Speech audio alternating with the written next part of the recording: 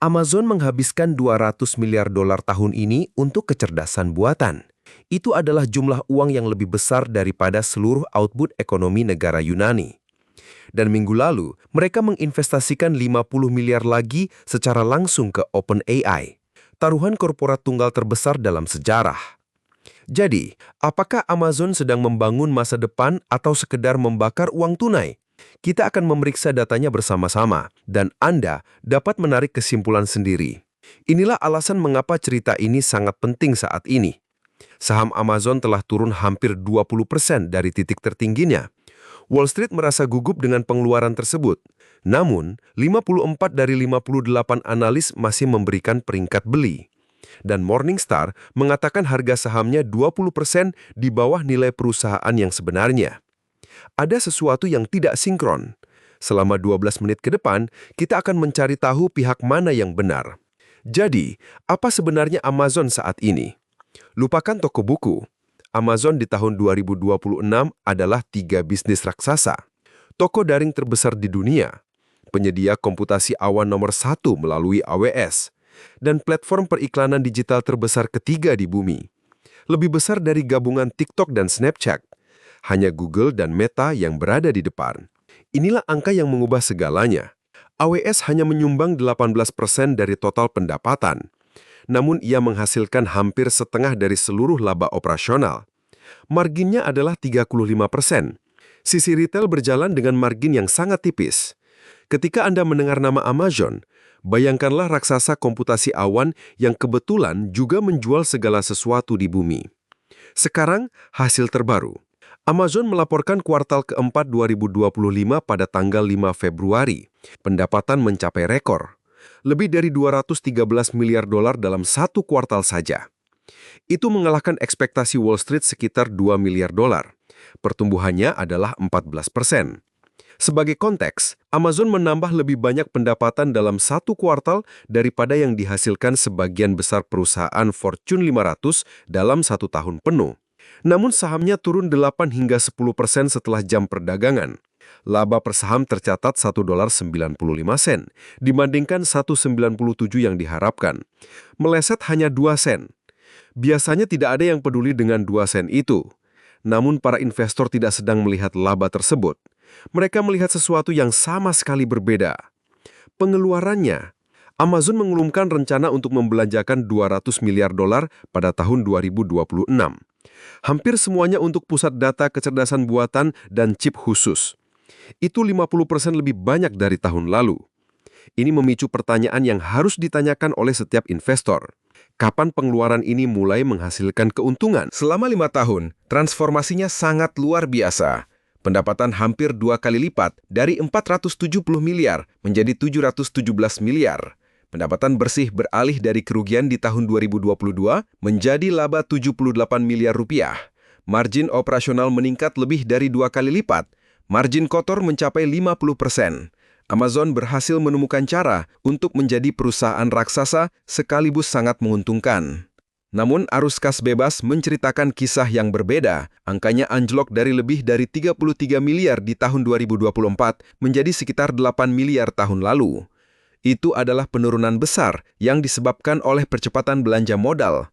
Amazon lebih menguntungkan dari sebelumnya, namun uang tunai yang tersedia bagi pemegang saham menyusut dengan cepat. Ketegangan itulah yang menentukan kasus investasi saat ini. Sekarang mesin pertumbuhannya dimulai dengan AWS, permata mahkotanya. Kuartal lalu, ia menghasilkan hampir 36 miliar dolar dalam pendapatan. Pertumbuhannya adalah 24% yang tercepat dalam lebih dari 3 tahun. Laju tahunannya adalah 142 miliar. AWS sendiri lebih besar daripada sebagian besar perusahaan teknologi di planet ini. Dan itu terus melaju. Backlog atau pesanan yang tertunda menceritakan kisah yang lebih besar lagi. 244 miliar dolar dalam pendapatan kontrak masa depan, naik 40% dari tahun ke tahun. Perusahaan-perusahaan menandatangani komitmen multitahun karena mereka tidak mampu kehilangan akses ke AWS. Itu bukan sekedar pertumbuhan, itu adalah parit pertahanan kompetitif yang sedang diperkuat secara nyata. Amazon juga sedang membangun kekaisaran chip khusus. Platform Bedrock mereka untuk kecerdasan buatan tumbuh 60% setiap kuartal. Chip Trainium mereka menghasilkan lebih dari 10 miliar per tahun dengan pertumbuhan 3 digit. Setiap dolar yang dihabiskan untuk chip buatan Amazon sendiri adalah $1 yang tidak masuk ke Nvidia. Amazon diam-diam menjadi salah satu perusahaan perangkat keras AI terpenting di dunia. Lalu muncullah kesepakatan terbesar tahun ini. Pada tanggal 27 Februari, Amazon menginvestasikan $50 miliar di OpenAI. AWS menjadi penyedia cloud pihak ketiga eksklusif untuk platform perusahaan OpenAI.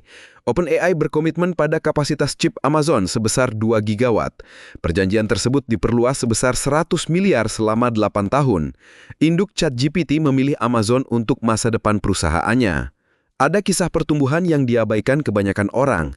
Periklanan. Bisnis iklan Amazon menghasilkan lebih dari 21 miliar kuartal lalu, tumbuh 22%. Prime Video menjangkau lebih dari 300 juta penonton di 16 negara. Segmen ini nyaris tidak ada 5 tahun lalu. Sekarang ini adalah salah satu mesin laba Amazon dengan pertumbuhan tercepat. Di sisi retail, Amazon mengirimkan lebih dari 8 miliar barang dengan pengiriman di hari yang sama atau hari berikutnya pada tahun lalu, naik 30%. Kebutuhan sehari-hari seperti tisu toilet dan perlengkapan pembersih kini menyumbang 1 dari setiap 3 barang yang terjual. Tidak mewah, tapi sangat mengikat pelanggan. Begitu orang membeli kebutuhan dasar mereka di Amazon, mereka hampir tidak pernah berhenti. Sekarang harganya, apakah Amazon murah atau mahal? Rasio harga terhadap laba masa depan adalah sekitar 26 kali. Walmart diperdagangkan sekitar 30 kali, Microsoft sekitar 35, Alphabet sekitar 22. Amazon berada di tengah-tengah, yang tergolong wajar mengingat profil pertumbuhan dan marginnya. Morningstar menilai Amazon di angka $260. Harga sahamnya saat ini sekitar 205. Itu adalah diskon 20% dari perkiraan nilai intrinsik. Mereka memberi Amazon parit ekonomi yang luas, peringkat keunggulan kompetitif tertinggi mereka. Target rata-rata analis adalah $285. Itu menyiratkan potensi kenaikan 37% dari sini. Sekarang risikonya, karena tidak ada analisis jujur yang melewatkan ini, risiko nomor 1 adalah rencana pengeluaran $200 miliar. Jika permintaan AI melambat atau alternatif yang lebih murah muncul, Amazon bisa menghadapi kelebihan kapasitas dan arus kas yang tertekan selama bertahun-tahun. Ini nyata, arus kas bebas sudah turun 70% tahun lalu. Risiko nomor 2 adalah persaingan komputasi awan. Azure tumbuh 39% kuartal lalu, Google Cloud tumbuh 48%. AWS masih menjadi pemimpin, tetapi pangsa pasarnya telah menurun dari 50 menjadi sekitar 30% selama beberapa tahun terakhir. Kedua pesaing tersebut berinvestasi sama agresifnya dalam kecerdasan buatan. 3 risiko lagi. Komisi Perdagangan Federal Amerika Serikat dan Uni Eropa sama-sama memiliki investigasi anti-monopoli yang aktif. 60% pendapatan berasal dari retail konsumen yang rentan terhadap perlambatan ekonomi apapun. Dan mengeksekusi pengeluaran $200 miliar sambil mengintegrasikan OpenAI dan meningkatkan skala chip khusus adalah salah satu tantangan operasional paling kompleks dalam sejarah korporasi. Sekarang untuk analisis miskin atau kaya. Miskin atau kaya adalah kerangka kerja kami untuk memeriksa sebuah saham berdasarkan 6 kriteria. Ini adalah sebuah analisis, bukan rekomendasi. Kami akan menunjukkan kepada Anda apa yang kami temukan dalam data, di mana letak kekuatannya, dan di mana letak kekhawatirannya. Pertumbuhan mendapat skor 17 dari 20. Pertumbuhan laba sangat kuat dengan analis memproyeksikan percepatan hingga tahun 2027. Pendapatan tumbuh di atas rata-rata sektor. Margin telah berkembang secara dramatis selama 5 tahun. Pasar yang dapat disasar di seluruh cloud, periklanan, dan e-commerce sangat besar dan masih terus meluas. Kekuatan finansial mendapat skor 14 dari 20. Pendapatan terus tumbuh setiap tahun selama 5 tahun berturut-turut. Margin memimpin di sektornya. Imbal hasil atas modal yang diinvestasikan melebihi biaya modal, artinya perusahaan menciptakan nilai ekonomi yang nyata. Namun anjloknya arus kas bebas adalah sesuatu yang kami anggap sangat serius.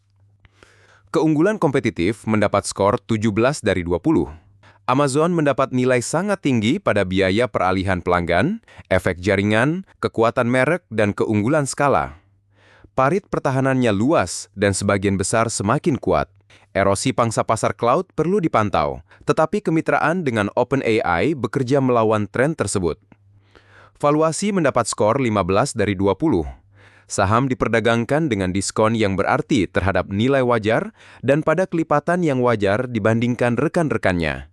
Rasio pertumbuhan harga terhadap laba masa depan sekitar 1,9 adalah wajar, tetapi tidak murah.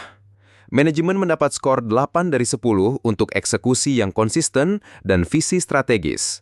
Risiko mendapat skor 6 dari 10 karena tekanan regulasi, pengeluaran besar-besaran, dan intensitas persaingan. Total buy or dis 77 dari 100. Total buy or dis good, kekuatan terbesarnya adalah pertumbuhan dan posisi kompetitifnya. Kekhawatiran terbesarnya adalah arus kas bebas yang berada di bawah tekanan dari pengeluaran 200 miliar dolar. Ingat, skor ini mencerminkan data hari ini. Ini akan berubah saat laporan laba baru masuk. Amazon sedang melakukan taruhan korporat terbesar dalam sejarah pada kecerdasan buatan. Harga sahamnya berada 20% di bawah nilai wajar. 90% analis mengatakan beli. Namun arus kas bebas berada di bawah tekanan berat, persaingan semakin sengit, dan regulator mengawasi dengan ketat. Argumen untuk optimis dan argumen untuk waspada sama-sama kuat. Itulah yang membuat saham ini begitu menarik saat ini. Amazon pernah berada di posisi ini sebelumnya. Mereka bertaruh secara agresif pada AWS ketika tidak ada yang percaya pada komputasi awan. Itu menjadi bisnis paling menguntungkan di dunia teknologi. Apakah generasi pengeluaran kali ini akan memberikan hasil yang sama adalah pertanyaan utama untuk 3 tahun ke depan. Minggu depan kita akan menganalisis Nvidia. Anda tidak boleh melewatkannya. Video ini hanya untuk tujuan informasi dan edukasi. Ini bukan nasihat investasi. Selalu lakukan riset Anda sendiri dan konsultasikan dengan penasihat keuangan yang berkualifikasi sebelum membuat keputusan investasi apapun.